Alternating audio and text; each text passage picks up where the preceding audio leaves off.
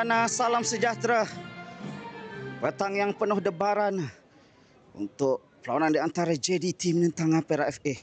Kita bersedia untuk nyanyian lagu Negaraku. Saksikan selepas pasukan JDT sebelum ini tewas 1-2 di laman sendiri 4-5-1 di bawah kendalian Ferry Abbas, dengan mereka masih lagi mempertaruhkan penyerang berbisa mereka Celso Bermejo. Alif Zikri Zaini Anwar akan memulakan permainan. Baru saja dimulakan anak-anak buah Syamsul Saad, dan juga dalam senarai kejurulatihan Perak ini juga ada pemain legenda untuk skuad seladang ini, iaitu Syahrul Nizam Mustafa. Kuning di dalam kotak penalti pasukan JDT 2. Dikeluarkan oleh Celso Bermejo. Pavitran jaya melakukan kaulang pertama. Baik, counter attack yang cuba dilakukan oleh Pavitran ini, berjaya untuk lepas Pavitran. Pavitran dengan satu larian solo menggelecek 3-4 pemain pasukan Perak FA, menewaskan benteng terakhir Syazwan Syazani untuk meletakkan pasukan JDT 2 1-0 di minit yang ke-14 ini. Satu larian kita saksikan bagaimana berjaya menggunakan kelebihan fizikal memperdaya Syazwan Syazani untuk memberikan jaringan gol pendahuluan kepada pasukan JDT 2 ini. Satu usaha yang membuahkan hasil dengan larian, dengan kualiti dan ketenangan, memberikan jaringan gol pertama kepada pasukan JDT 2. Jadi pemain seterusnya yang mendapatkan layangan kad kuning ada Celso Bermejo.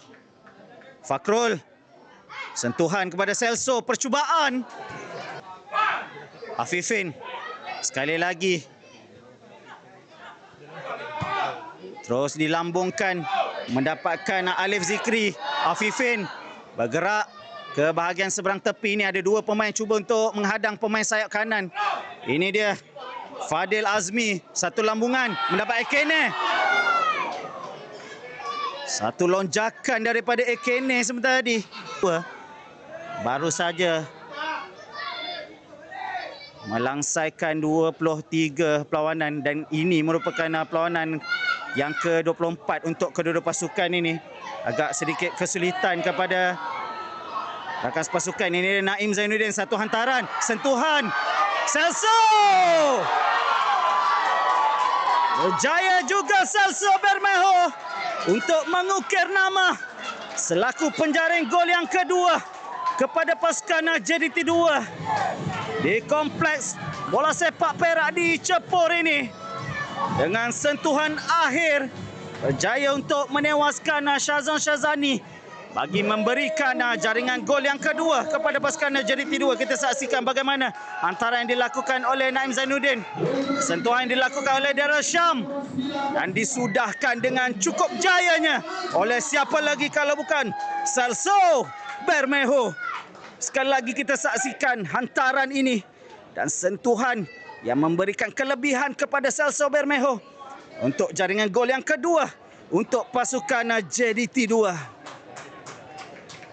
Ini Celso Bermejo memberikan sedikit kelegaan kepada Ferry Abbas. Sekali lagi Faris Danish cuba bergerak di bahagian tepi. Faris masih lagi mengawal untuk hantaran lintang ke bahagian tengah. Syukur, satu umpanan ke bahagian tengah. Berjaya untuk pemain ini mengukir nama dengan sentuhan akhir daripada pemain berjersey nombor 29 Muhammad Syukur Faris Januri, memberikan keselesaan berganda kepada pasukan JDT 2. Itu dia aksi selebrasi daripada Syukur Faris Januri ini. Dengan sentuhan penting itu memberikan jaringan gol ketiga. Kita saksikan bagaimana hantaran kaki kanan yang dilakukan dengan sentuhan, namun ada jaringan gol sendiri daripada pemain pertahanan pasukan Perak FA untuk jaringan gol yang ketiga kepada pasukan JDT 2 ini. Kita saksikan bagaimana antara ini dilakukan sentuhan Syukur dengan sentuhan akhir daripada pemain berjersey nombor 2 Muhammad Fadil, Muhammad Azmi. Beliau antara individu penting yang memberikan tiga mata kepada pasukan Perak FA ketika mereka bertandang ke Stadium Majlis Bandaraya Pasir Kudang. Namun untuk petang ini, beliau menghadiahkan jaringan gol yang ketiga kepada pasukan JDT 2.